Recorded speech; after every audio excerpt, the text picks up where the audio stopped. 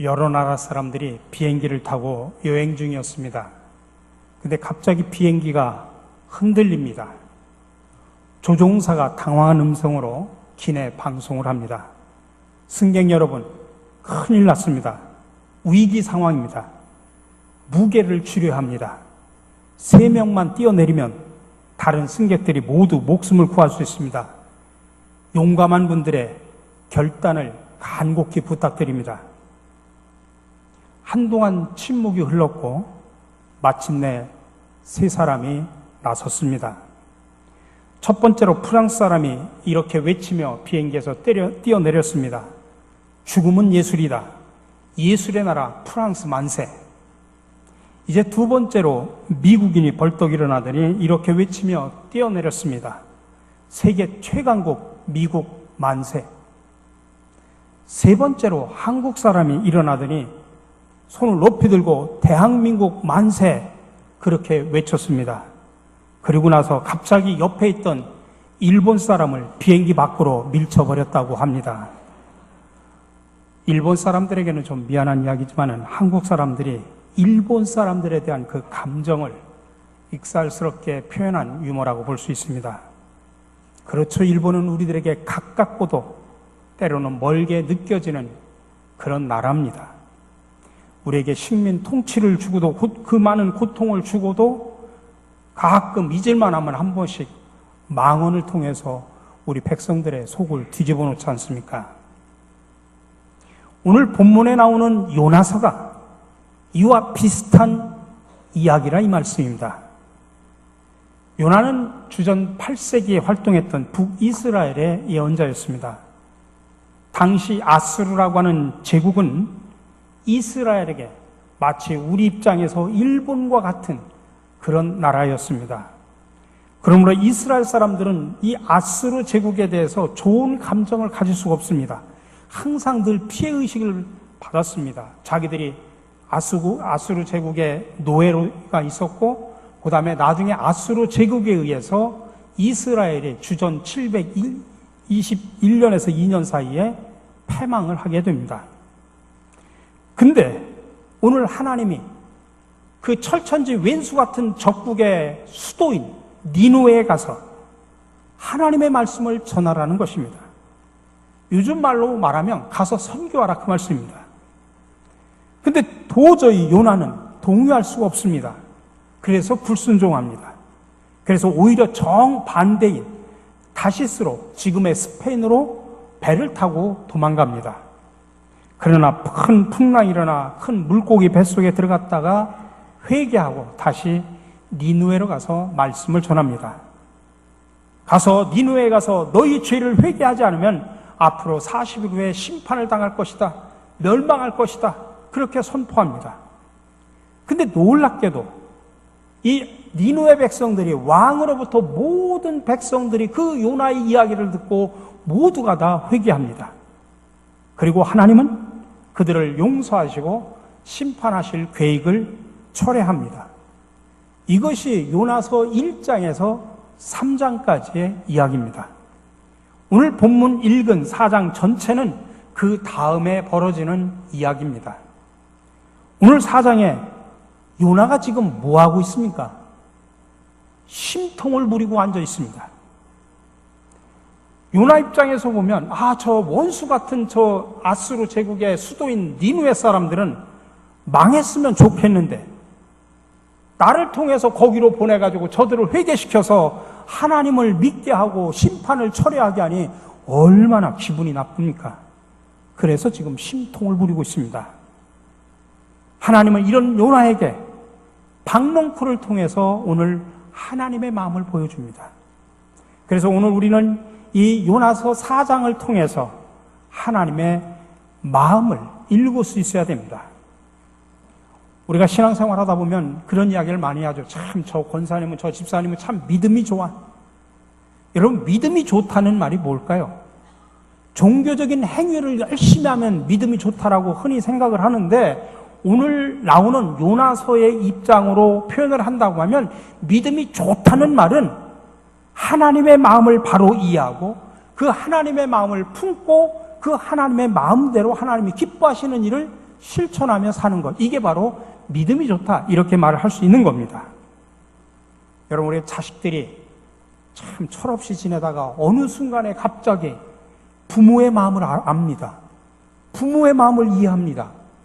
그러면 우리가 뭐라고 해야 이 자식 철들었네, 그렇게 말하지 않습니까?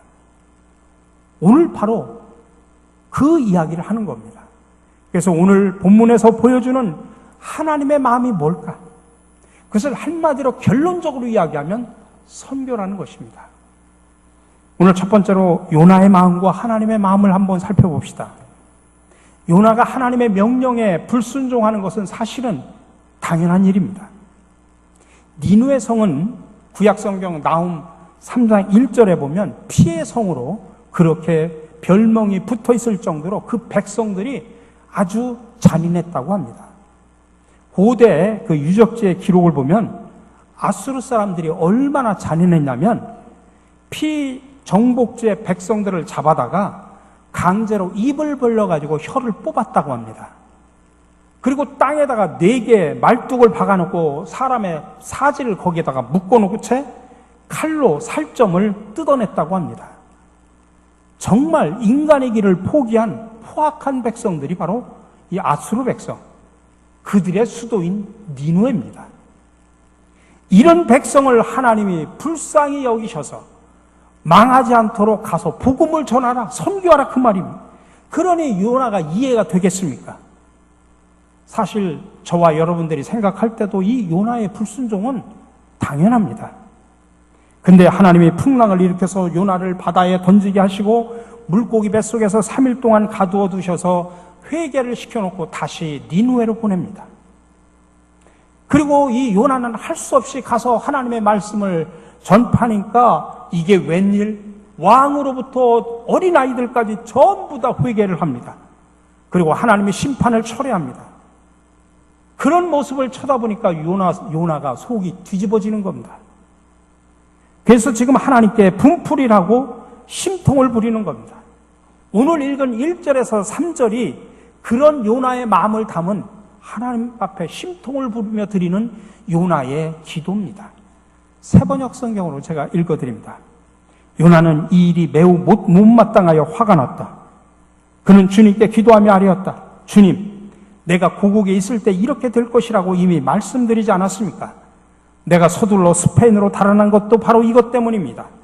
하나님은 은혜로우시며 자비로우시며 좀처럼 노하지 않으시며 사랑이 한없는 분이셔서 내리시려던 재앙마저 거두실 것임을 내가 알고 있었기 때문입니다.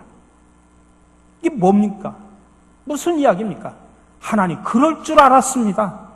그래서 내가 도망친 건데 뭐라고 다시 붙잡아가지고 오늘 니누에로 오게 해서 나로 하여금 이 꼴을 보게 하십니까? 하나님은 하나님의 성격을 내가 모르는 게 아닙니다. 하나님은 은혜롭고 자비롭고 좀처럼 노하지 않으시고 사랑이 많으셔서 내리는 재앙까지 거두시는 그런 하나님을 내가 왜 모릅니까? 진작 나는 알고 있었기 때문에 내 원수들이 망하는 게 아니라 그들을 구원하려고 하나님 그 일을 꾸민 거 아닙니까? 왜 그 모습을 나도 뻔히 아는데 왜 그렇게 나를 시켜가지고 나로 하여금 이런 꼴을 보게 하느냐, 그 이야기입니다. 인간적으로 보면 이 요나의 심통, 이 요나의 분노는 당연한 겁니다. 요즘 무슬림도 마찬가지입니다. 이슬람교를 믿는 사람들을 우리가 무슬림이라고 표현하는데 요즘 제주도에 이 무슬림에 관련된 것 때문에 신문 보도도 나오고 또 뭐 기독교인들 가운데도 내쫓아야 된다 뭐 이런 이야기도 하고 있지 않습니까? 사실 그들에 대한 느낌, 솔직히 말하면 좋지 않지 않습니까? 신문 방송에 보면 폭탄 테러, 자살 테러, 부정적인 이야기가 많이 나옵니다. 세계를 어지럽히는 말썽꾸러기처럼 보입니다. 또 모습도 이상하잖아요. 여성의 경우 히잡과 차도로 같은 그런 것들을 뒤집어 쓰고 정말 이상합니다. 근데 여러분, 이런 것들이 우리의 편견일 수 있다는 사실을 아셔야 됩니다. 실제로 테러를 자행하는 사람들은 그 무슬림 가운데 과격파에 속하는 사람들이 실제로는 5%밖에 안 된다고 합니다. 대다수의 무슬림들은 우리처럼 똑같이 평화를 사랑하고 평범한 사람들입니다. 다만 잘못된 종교에 빠져서 무지하게 그리고 비참하게 살아갈 것일 뿐 우리와 똑같이 하나님의 형상대로 창조된 인간들입니다. 여러분, 우리가 안중근 의사를 우리 입장에서 보면 의사라고 표현하지 않습니까? 일본 제국을 향해서 투항한 의사라고 표현하지만 일본 쪽에서 보면 테러리스트입니다.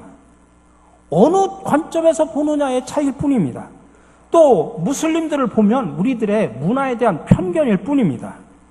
예를 들어서 한번 바꿔 생각해 봅시다. 우리가 한복을 입고 다니는데 외국 사람들이 볼 때 한복을 보면 참 멋있다, 좋다, 아름답다 이렇게 표현할 수도 있지만은 또 거꾸로 저게 뭐야? 저 이상한 옷 입고 다녀? 이렇게 말할 수도 있다 이 말씀입니다. 그렇습니다. 요나의 모습이 우리가 인간적으로는 이해되는 부분이 있지만 그는 하나님의 예언자로서 하나님을 너무 몰랐습니다. 그게 바로 요나의 실책입니다.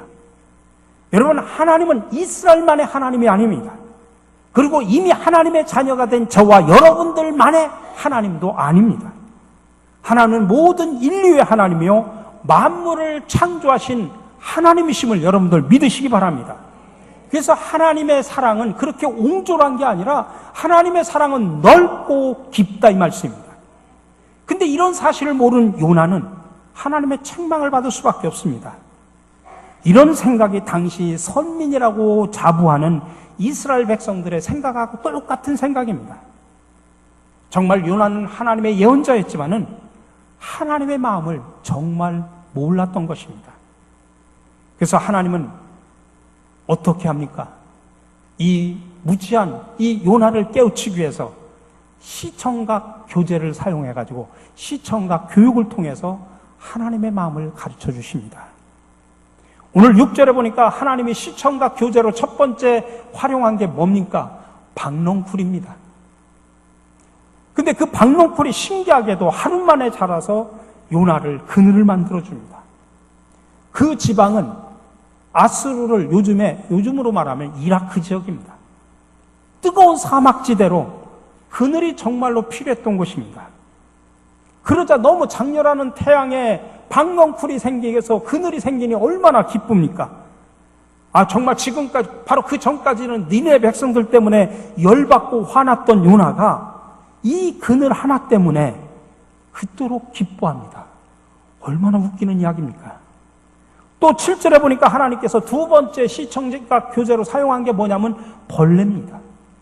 이번에는 벌레가 이 박농쿨 위에 올라오더니 박농쿨을 하나씩 누에가 저기를 먹듯이 뽕잎을 먹듯이 갉아먹습니다. 그러다 보니까 박농쿨이 시들고 결국에는 그늘도 사라져버렸습니다. 거기에다 갑자기 동풍까지 불어옵니다. 이 동풍이라고 하는 것은 북아프리카 지중해로부터 불어오는 시로크라고 하는 뜨거운 바람입니다. 얼마나 센지 모래까지 날려가지고 날아오는 그런 뜨거운 바람. 그러니 얼마나 고통스럽습니까? 이쯤 되자 요나는 괴로워 죽을 지경입니다. 그래서 3절에 보니까 죽기를 간구합니다. 주님, 이제는 제발 내 목숨을 나에게서 거두어 주십시오. 이렇게 사느니 차라리 죽는 것이 낫겠습니다. 그때 하나님의 그 모습을 바라보고 요나를 책망합니다. 9절입니다. 박농쿨이 죽었다고 내가 이렇게 화를 내는 것이 옳으냐? 얼마나 한심한지 하나님이 그에게 직격탄을 날립니다. 그리고 나서 10절, 11절에서 하나님께서 말씀하십니다. 이게 바로 요나서의 핵심이고 결론입니다. 10절, 12절 세 번역으로 읽어드립니다. 주님께서 말씀하셨다. 네가 수고하지도 않았고 네가 키운 것도 아니며 그저 하룻밤 사이에 자랐다가 하룻밤 사이에 죽어버린 이 식물을 네가 그처럼 아까워하는데 하물며 좌우를 가릴 줄 모르는 사람들이 12만 명도 더 되고 짐승들도 수없이 많은 이 큰 성읍 니누웨를 어찌 내가 아끼지 않겠느냐. 이게 무슨 말입니까? 박농쿨은 요나가 심지도 않고 재배하지도 않았어요. 근데 그 박농쿨이 없어졌다고 지금 난리를 치는 거지 않습니까? 차라리 죽여달라고 이야기하지 않습니까? 그렇다면 하나님이 하나님의 형상대로 창조한 니느웨 백성들을 아끼고 구원하는 게 뭐가 이상하냐? 그 이야기입니다. 말하자면 박농쿨이 영혼보다 더 귀하냐? 지금 그 이야기를 하는 겁니다. 더욱이 그 성에는 좌우를 가릴 줄 모르는 자, 다시 말하면 어린아이가 12만 명이라고 말하고 있습니다. 그러면 니느웨 성의 어른들을 계산해보면 대충 60만 명이 니느웨 성에 산다는 이야기입니다. 비록 그들이 악하고 죄악에 가득한 사람들이라고 할지라도 할 수 있는 대로 어떻게 해서라도 회개시켜서 구원시키려고 하는 것이 바로 하나님의 마음이라는 이야기입니다. 근데 요나는 예언자이면서도 가장 기본적인 이런 하나님의 마음을 이해하는데 실패했다 이 말씀입니다. 근데 여러분, 이게 요나만의 이야기입니까? 우리들도 내가 심지도 않고 가꾸지도 않았던 그 박넝쿨, 여러분들이 그렇게 목숨 거는 박넝쿨이 여러분 나름대로 있을 겁니다. 그 박넝쿨 하나 때문에 하나님한테 원망하고 불평하며 살아오지 않았습니까? 근데 가장 귀중한 거를 놔두고 그 박넝쿨에 목숨 거는 요나, 그게 바로 요나입니다. 저와 여러분들입니다. 우리는 입술로는 하나님을 자주 부르고 있지만은 정작 그분의 마음은 전혀 알지 못하는 어리석은 자가 될까 저는 두렵습니다. 그렇다면 우리가 품을 하나님의 마음은 어떤 겁니까? 정말 내가 하나님의 백성이고 하나님의 자녀라고 한다고 하면 우리는 하나님의 마음을 바로 알아야 됩니다. 더 나아가 그 마음을 품어야 됩니다. 여러분, 하나님은 온 세상 만민을 사랑하시는 분입니다. 우리가 어렸을 때부터 달달달 외우고 있는 요한복음 3장 16절, 우리 다 같이 한 목소리로 같이 한번 읽어보겠습니다. 하나님이 세상을, 이는 그를 믿는 자마다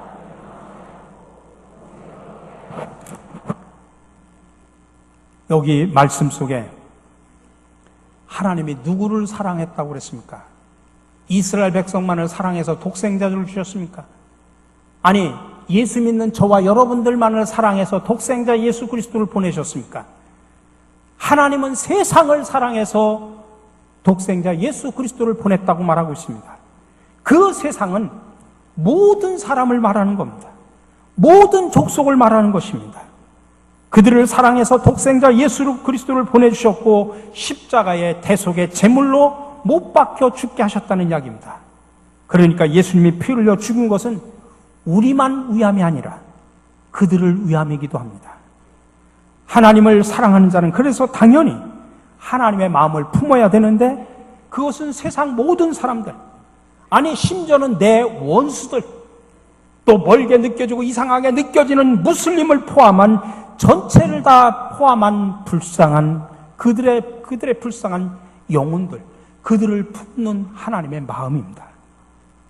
그 마음을 품은 사람들이 없었다면 사실은 저와 여러분들도 예수 믿지 못했습니다. 우리도 그 하나님의 마음을 품은 사람들 때문에 예수를 믿고 지옥에 빠질 사람들이 영원한 천국을 소유하게 된 것입니다. 이 하나님의 마음을 품었던 사람들이 130여 년 전에 이 땅에, 한국의 조선 땅에 왔습니다. 그들이 찾아온 곳은 조선 백성들이 기뻐해가지고 환영해가지고 온 게 아닙니다. 단순하게 하나님의 이런 마음을 품었기 때문에 이 땅에 온 것입니다. 초기 선교사들의 이야기를 들어보면 잘 알 수 있습니다.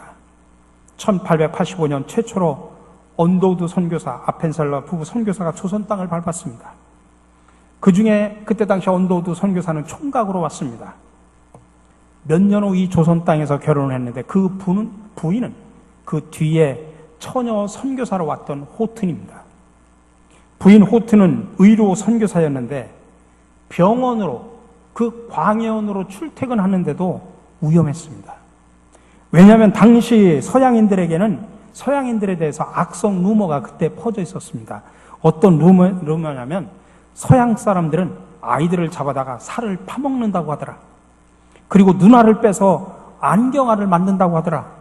막 어처구니 없는 그런 소문이, 악성 루머가 그때 퍼졌습니다. 이런 루머 때문에 서양 사람들 만나면 아이들은 도망치고 어른들은 돌을 던지기도 하고 때로는 심한 경우 해칠 수도 있었습니다. 그래서 이 처녀 선교사인 호튼을 언더우드 선교가 매일 병원까지 조랑말로 출퇴근을 시켜줬다고 합니다. 그래가지고 둘이 사랑이 싹터서 결혼을 하게 됩니다. 그리고 이 땅에 많은 교회와 학교와 병원 등을 세우면서 우리 조선을 위해서 큰 일을 했던 것입니다. 그들이 조선인들에게 호감을 가질 수는 없었지만은 하나님의 마음을 품고 있었기 때문에 이런 일들이 가능했다 이 말씀입니다. 그들이 그 하나님의 마음을 품었기에 저와 여러분들도 예수 믿고 이 자리에 앉아 있는 것입니다. 그러니 여러분, 우리도 하나님의 마음을 품어야 됩니다. 하나님의 마음은 이렇게 열방을 향한 뜨거운 선교입니다. 그래서 하나님의 마음속에는 선교라는 두 글자가 뚜렷하게 새겨 있습니다. 그러니 우리가 정말로 하나님을 사랑하는 자라면 그 마음을 품을 수밖에 없는 거죠. 우리가 입술로만 사랑을 이야기한다고 해서 사랑하는 게 아닙니다. 사랑에는 증거가 있어야 됩니다. 그것이 바로 복음 전도와 선교라는 것입니다. 우리 교회가 교회 선교 비전으로 생명 살림 운동을 하는 이유가 바로 이것 때문입니다. 그럼 마지막으로 우리가 해야 될 사명이 뭐냐? 하나님의 마음을 품었다면 우리는 당연히 선교해야 되죠. 성경에 보면 선교해야 되는 이유를 두 가지로 이야기합니다. 하나는 선교는 빚진 자의 도리입니다. 여러분, 우리가 구원받은 게 자동으로 된 게 아니지 않습니까? 하나님이 이미 우리를 사랑하셔서 예수 그리스도를 통해서 우리를 구원했습니다. 그러니 우리는 하나님으로부터 사랑의 빚을 진 자입니다. 그것뿐만 아니라 여러분들, 우리는 하나님으로부터 이미 빚을 진 자지만 또 사람을 통해서도 빚졌지 않습니까? 모태신앙을 가진 사람들은 부모로부터 이미 사랑의 빚을 진 거죠. 또 여러분들 가운데 모태신앙이 아닌 사람들은 이웃의 누가 여러분들을 전도했기 때문에 여러분들에게 영혼을 구원하고자 하는 간절한 기도로 여러분들이 열매를 맺어서 구원을 받았지 않습니까? 우리는 그들에게 또 사랑의 빚을 진 자들입니다. 우리나라에 왔던 수많은 선교사들, 나에게 복음을 전해준 전도자들, 그들에게 나는 빚을 진 자들입니다. 여러분, 빚진 자는 빚을 갚는 게 인간의 기본 도리입니다. 그래서 사도 바울도 자신이 정말 힘들고 어려워도 세계에 흩어져서 복음을 전하는 이유를 명확하게 이야기합니다. 로마서 1장 14절에서 헬라인이나 야만인이나 지혜 있는 자나 어리석은 자에게 다 내가 빚진 자라. 하나님에게, 예수님에게, 그리고 전도자에게 빚을 졌지만 갚는 것은 하나님이 기뻐하는 선교를 감당함으로 갚을 수 있습니다. 바울은 그런 뜻에서 헬라인과 야만인, 지혜자와 어리석은 자 등 모든 인간에게 빚을 졌다라고 말합니다. 그러니 저와 여러분들도 선교에 빚을 진 자들입니다. 그러므로 우리는 당연히 선교로 빚을 갚아야 됩니다. 두 번째로는 선교는 예수님의 치상 명령입니다. 우리가 너무나 잘 알고 있는 예수님의 마지막 유언이 있습니다. 마태복음 28장 19절에서 20절입니다. 그러므로 너희는 가서 모든 민족을 제자로 삼아 아버지와 아들과 성령의 이름으로 세례를 베풀고 내가 너희에게 분반 모든 것을 가르쳐 지키게 하라. 볼지어다 내가 세상 끝날까지 너희와 항상 함께 있으리라. 예수님이 부활하신 후에 제자들을 모아놓고 그 속에서 승천하시면서 마지막으로 한 유언이 바로 선교 명령입니다. 그래서 이것을 우리는 예수님께서 마지막 하신 명령이라고 해가지고 그레이트 커미션이라고 해서 지상 명령이라고 표현합니다. 그러므로 모든 교회들이, 모든 성도들이 마땅히 감당해야 될 마지막 사명이 뭐냐? 우리가 주님을 사랑한다면 우리는 그분의 유언적인 명령에 순종해야 됩니다. 그런데 요즘의 교회가 그렇습니까? 우리의 모습이 그렇습니까? 그래서 고든 맥도널드는 이런 말을 했습니다. 현대 교회는 특등실에서 잠자는 요나와 같다. 그러니 여러분, 우리는 이 땅의 교회들이 깨어나도록 기도해야 됩니다. 모두가 선교에 동참할 수 있도록. 우리 교회 교인들이 많이 모이고 헌금이 많이 나오고 교인들끼리 재미있게 지나면 최고라고 생각하는 그러한 교회, 집단, 이기주의에서 우리는 벗어나야 됩니다. 물론 그렇다고 모든 성도들이 다 열방으로 흩어져서, 세계에 흩어져서 선교사로 가야 된다, 그런 말이 아닙니다. 그럴 수도 없죠. 하나님의 부르심에 따라 어떤 사람은 가고 어떤 사람은 보내는 역할을 감당해야 되는 거예요. 가는 사람들은 받은 선교사고 우리는 보내는 선교사라는 이야기입니다. 그래서 영어에 go or send라고 표현합니다. 가든지 보내든지 누구나 다 선교에 동참하는 거예요. 직접 가서 선교하는 사람도 선교에 동참하는 거고, 그들을 보내기 위해서, 그들을 위해서 기도하고 뒤에서 물질로 후원하는 것도 보내는 선교사라는 역할입니다. 특별히 우리 교회는 네팔 선교에 관심을 갖고 또 네팔 선교에 대해서 우리가 많은 후원을 하고 있습니다. 특별히 네팔 선교를 위해서 몇 년 전에 지진으로 무너진 교회를 세우기도 했고, 이번에는 수도의 카투만두에 우리가 큰 틀에서 선교를 하기 위해서 우리가 땅을 사는데 지원을 했습니다. 저게 땅을 샀고 거기에 매매한 영수증입니다. 근데 이제 물론 땅까지는 샀는데 그 다음에 이제 건물을 져야 되는데, 아직도 땅까지는 사는 것을 지원했지만 건물을 짓는 일에는 또 많은 여러분들의 기도와 후원이 필요합니다. 네팔 사람들을 향한 하나님의 마음을 품고 우리가 기도와 물질적인 후원이 필요한 것입니다. 릭 워렉 목사가 쓴 유명한 책 목적이 이끄는 삶이라고 하는 책에서 하나님께서 우리에게 기대하는 5가지 삶의 목적이 있다. 쉽게 말하면 5가지의 목숨을 걸라고 하는 그런 이야기가 있습니다. 첫 번째, 예배에 목숨 걸겠습니다. 두 번째, 성도의 교제에 목숨을 걸겠습니다.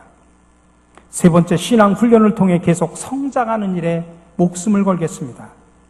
네 번째, 사랑으로 섬기며 봉사하는 일에 목숨을 걸겠습니다. 마지막 5번째가 한 영혼이라도 더 구원하는 선교에 목숨을 걸겠습니다. 우리 사랑하는 성도 여러분, 우리 모두 하나님의 마음, 하나님이 가장 기뻐하시는 것이 무엇인가를 바로 깨달아야 됩니다. 요나는 예언자였지만 하나님의 마음을 이해하는 데 실패했습니다. 하나님의 마음은 바로 선교입니다. 그러므로 가든지 보내든지 모두 선교에 동참하는 선교사가 되어야 됩니다. 우리 모두가 선교에 동참하는 선교사가 되기를, 그래서 하나님의 마음에 합한 성도 여러분들이 되시기를 주님의 이름으로 간절히 축원합니다. 사랑해 주님, 오늘 요나의 기도를 통해 하나님의 마음을 알게 하시니 감사를 드립니다. 나 그리고 우리 교회만을 생각하는 이기적인 생각을 버리고 모든 민족을 사랑하고 그들이 구원받기를 원하시는 하나님의 마음을 가슴에 품고 선교에 동참하는 성숙한 성도들이 되게 하여 주시옵소서. 모든 민족을 사랑하시고 그들을 구원하고자 십자가를 지신 예수 그리스도 이름으로 기도드립니다. 아멘.